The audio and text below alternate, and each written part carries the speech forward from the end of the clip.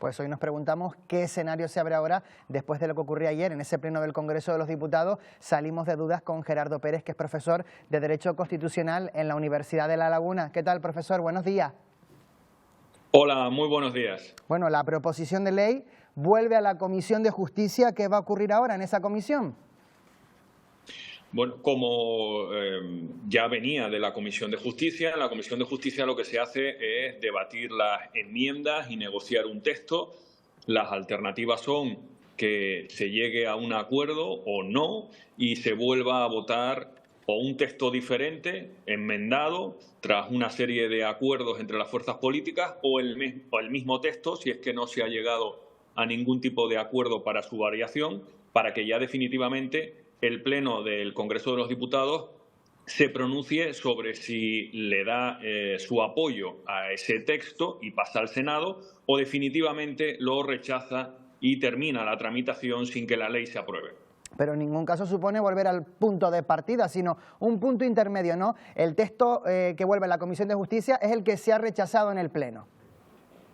Sí, ese es el texto que vuelve, con el objetivo de que durante 15 días se vuelvan a debatir enmiendas y pueda surgir un texto alternativo. Esa es una posibilidad que depende exclusivamente de si las fuerzas políticas llegan a algún tipo de acuerdo para enmendar, corregir o variar el texto que luego se enviará al Pleno del Congreso de los Diputados. Ha habido, profesor, cierto debate, dudas sobre el plazo que tiene ahora la Comisión de Justicia para renegociar ese texto con la posible incorporación de algunas enmiendas. Se ha hablado de un mes, de 15 días que se podría cortar por la tramitación de vía de urgencia. Al final, ¿son 15 días?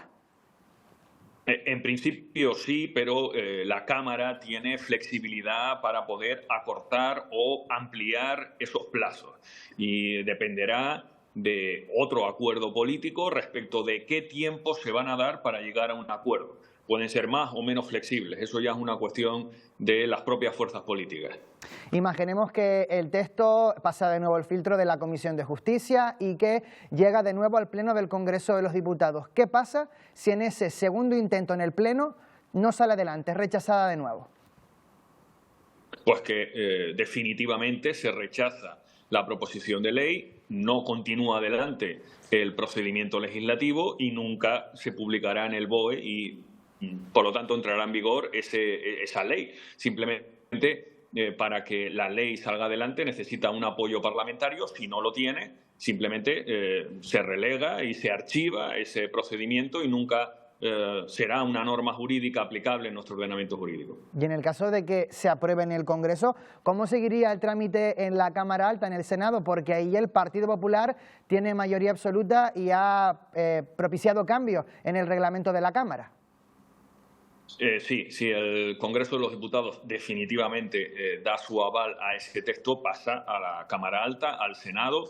Ahí el Senado básicamente tiene tres opciones, que es aprobar sin más el texto que le viene del Congreso. Segunda opción, modificar vía enmiendas algún determinado artículo o artículos de ese texto. Y tercero, imponer un veto a la norma que le viene del Congreso.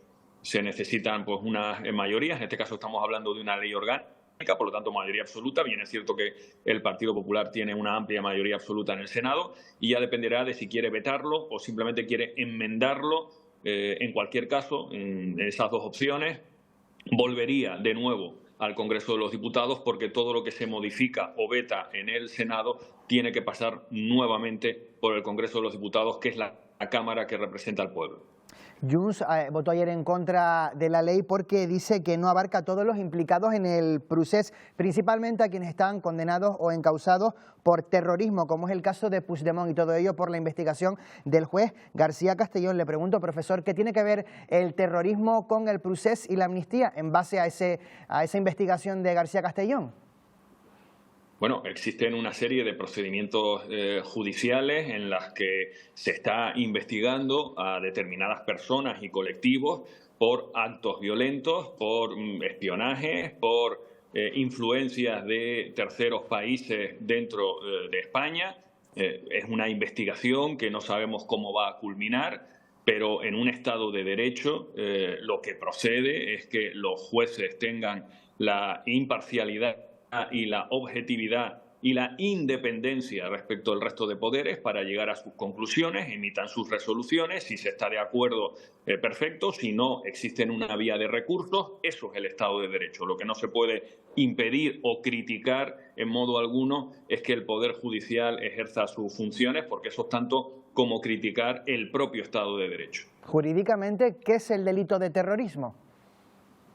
Bueno, el delito de terrorismo es un delito que incluye diferentes conceptos, desde lo que es atentar contra la vida o la integridad física con actos violentos con el objetivo de perseguir fines políticos, a la tenencia de explosivos con esos fines, o el enaltecer o enseñar y preparar a otras personas para cometer dichos fines. En fin, hay varios artículos dentro del Código Penal que califican como terrorismo una serie de actuaciones. No existe un único hecho, pero bueno, está vinculado con lo que es atentar contra determinados derechos fundamentales, la vida, la integridad física, con actos violentos, con un fin político que es la de alterar la convivencia, alterar el orden público y el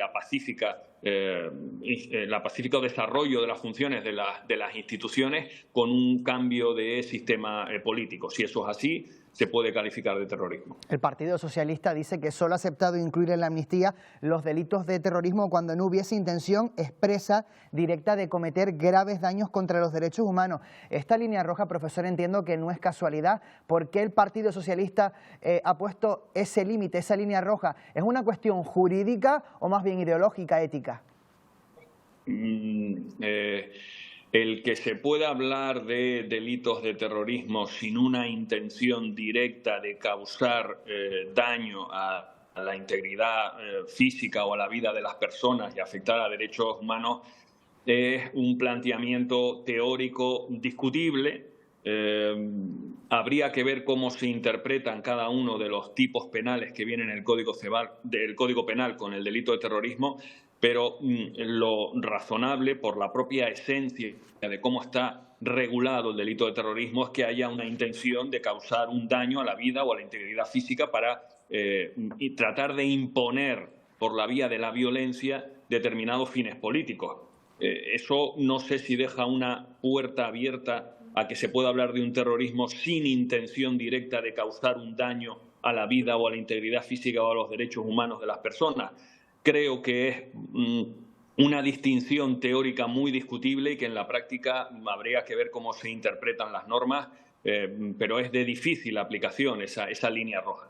Junts también pide incluir en la amnistía los delitos de traición contra el Estado por esas presuntas vinculaciones, según el juez Aguirre, de Puigdemont con la extrema derecha italiana y con Rusia. Rusia supuestamente quería apoyar militar y económicamente la independencia de Cataluña.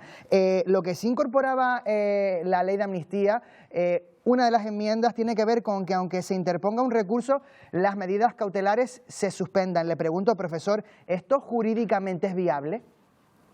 Bueno, vamos a ver, eso depende de qué tipo de recurso estamos hablando. Si estamos hablando de una cuestión prejudicial ante el Tribunal de Justicia de la Unión Europea, yo creo que ya está ampliamente reconocido que se tiene que paralizar el procedimiento hasta que se pronuncie el Tribunal de Justicia de la Unión Europea. Si estamos hablando de otro tipo de procedimientos, como puede ser un recurso de amparo de alguna persona afectada, pues sí es cierto que no tendría que suspender la aplicación de la norma. En la cuestión de inconstitucionalidad, cuando es el propio tribunal el que pregunta al Tribunal Constitucional si esa norma es constitucional o no, expresamente la ley habla de la suspensión del procedimiento hasta que el Tribunal Constitucional se pronuncie.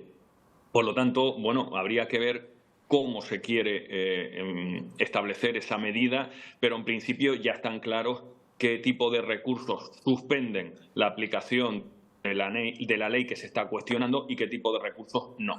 Pues Gerardo Pérez, profesor de Derecho Constitucional en la Universidad de La Laguna, como siempre, un placer tenerle aquí en Buenos Días Canarias. Un saludo.